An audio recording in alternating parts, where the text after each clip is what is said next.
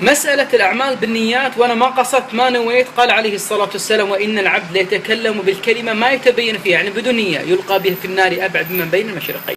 وإذا قال الكلمة بنية وقاصد هذا قد يصل إلى الكفر، مثل الله يلعن الساعة اللي عرفت فلان فيها، سب الساعة سب الله وهو ما يدري.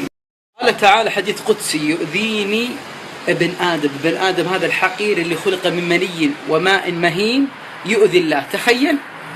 جاء في الحديث القدسي قال عليه الصلاة والسلام فيما يرويه عن ربه عن الله تعالى: قال تعالى: يؤذيني ابن آدم يسب الدهر وأنا الدهر أقلب الليل والنهار.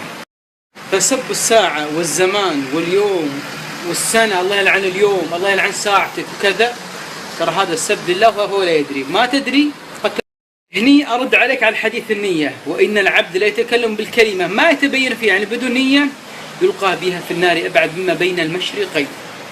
العلاج واضح. قال عليه الصلاة والسلام: من يضمن لي ما بين لحييه يعني لسانه وبين فخذيه أضمن له الجنة.